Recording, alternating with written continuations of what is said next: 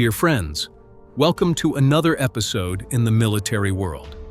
In this video, we will talk about the largest movement of American amphibious forces in decades, with 2 assault ships loaded with Marines converging on the Persian Gulf at the same time. The target under discussion is Karg Island, Iran's oil crown jewel. And what is being planned could completely change the course of this war. The war between the United States, Israel, and Iran reaches its 22nd day today. Since the beginning, the campaign has been dominated by airstrikes. The US and Israel have destroyed nuclear facilities, missile systems, naval bases, and a large part of Iran's command chain. But 3 weeks ago, something began to change. The Pentagon started moving a different kind of military asset: amphibious assault ships, attack helicopters, vertical takeoff aircraft, and thousands of Marines. And in the last 48 hours, that movement accelerated significantly. On Wednesday, March 18th, the USS Boxer departed early from San Diego, California, carrying aboard the 11th Marine Expeditionary Unit, approximately 2,200 Marines from Camp Pendleton. The departure happened 3 weeks ahead of schedule.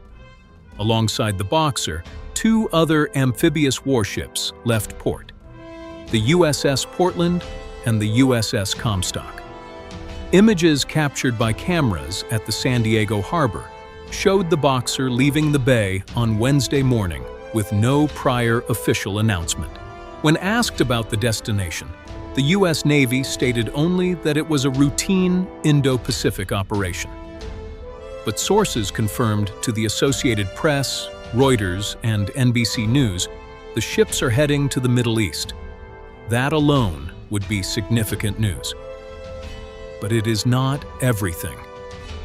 Days earlier, the USS Tripoli had departed from the American base in Okinawa, Japan, carrying the 31st Marine Expeditionary Unit, another 2,200 Marines. Satellite images captured by civilian trackers showed the Tripoli and the USS New Orleans passing through the Strait of Malacca between Malaysia and Singapore on March 17th. The Tripoli carries F-35B fighter jets, MH-60S Seahawk helicopters, MV-22 Osprey aircraft, and amphibious assault craft in its internal dock. According to USNI News, the Tripoli is expected to arrive in the Persian Gulf around April the 1st.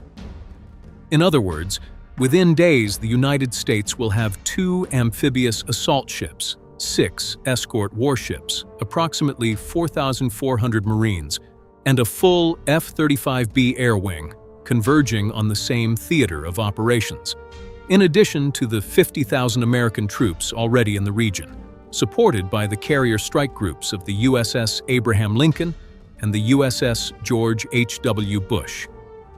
The question the entire world is asking is, what for? The most discussed target is Karg Island. It sits approximately 25 kilometers off Iran's southwestern coast, in the northern Persian Gulf. It covers only 22 square kilometers.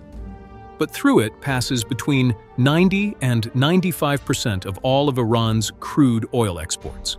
Karg is, in Trump's own words, Iran's crown jewel. On March 13th, the U.S. already struck the island. Trump publicly announced that the bombing had destroyed more than 90 military targets, including missile bunkers, naval mine depots, and air defense installations. He called it one of the most powerful bombing campaigns in the history of the Middle East. But the oil infrastructure was deliberately spared. Trump added that this choice could change if Iran continued blocking the Strait of Hormuz. Since then, the debate inside the Trump administration escalated rapidly. Axios reported that the government is seriously weighing the occupation of the island. Republican Senator Lindsey Graham posted on social media, "Whoever controls Karg Island controls the fate of this war." Republican Representative Pete Sessions went even further on CNN. openly advocating for a marine amphibious invasion, while unconvincingly denying it would mean boots on the ground. But what would this operation look like in concrete military terms? According to analysts, the most likely sequence would begin with the total suppression of the island's remaining defenses through air and naval strikes. The USS Tripoli and its escort ships would then advance into the northern Gulf under heavy F-35B air cover. Marines would land through two simultaneous routes. Hovercraft launched from the internal docks of the amphibious ships, carrying LAV-25 light armored vehicles directly to shore, and an air assault force using CH-53 Sea Stallion helicopters for troop transport, AH-1Z Viper helicopters for attack runs, and MV-22 Osprey aircraft for rapid personnel movement.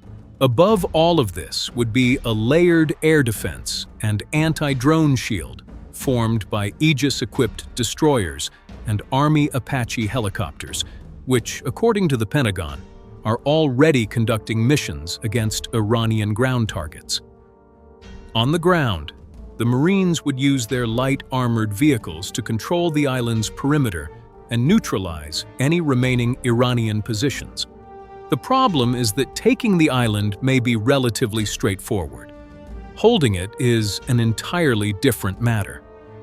Karg sits just 25 kilometers from the Iranian mainland. Every square meter of the island, analysts say, is almost certainly pre-registered for Iranian rocket and artillery fire from the coast. A Marine standing guard on the roof of an oil facility on Karg would be within range of virtually any rocket system Iran still possesses. And Iran has already threatened, through new Supreme Leader Mojtaba Khamenei, that if the island's oil facilities are attacked, it will reduce US-linked installations across the entire region to ashes. There is also the Strait of Hormuz problem. The Tripoli and the Boxer will need to pass through it to reach the island. And that is exactly the strait Iran has declared closed. According to USNI News, the Tripoli is traveling with only light escort ships. To force the passage, a larger-scale naval operation would be required, involving the carrier strike groups already in the region, minesweeping operations using the specialized vessels the U.S. has already deployed, and the suppression of Iranian coastal missile batteries. Former General James Mattis, former Secretary of Defense and former CENTCOM commander, said publicly this week that he considers a collapse of the Iranian regime highly unlikely at this moment. He stated that the regime is threatening to shoot its own citizens who might protest, and that this, for now, keeps it in power. Mattis did not publicly oppose the operation, but the tone was one of caution. What is at stake here goes far beyond the island. Operation Praying Mantis in 1988 is the historical precedent most cited by analysts. On that day, the U.S. destroyed a significant portion of Iran's navy in a single naval operation. The result was that Iran accepted a ceasefire in the Iran-Iraq War weeks later. The logic behind Karg follows the same reasoning. Create enough coercive pressure to force Tehran to the negotiating table.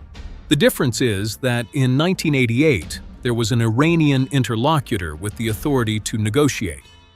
In 2026, the original supreme leader is dead. The new one has just assumed power without a consolidated base of support, and the IRGC is operating largely on its own.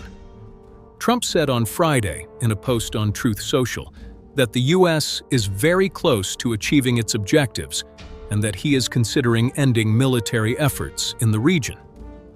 But at the same time, he accelerated the deployment of 2 more amphibious groups. These are contradictory signals that could mean one of 3 things. A real operation is being planned. The movement is being used as diplomatic pressure to force negotiations, or the administration has not yet decided what it wants to do.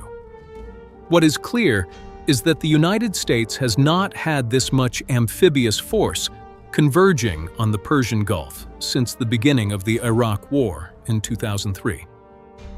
2 assault ships, 6 escorts, 4,000 Marines, F-35Bs, Ospreys, attack helicopters, amphibious armored vehicles, and hovercraft, all heading toward the same point on the map. The decision window is closing. The Tripoli arrives in the Gulf in approximately 10 days, the Boxer in 2 to 3 weeks.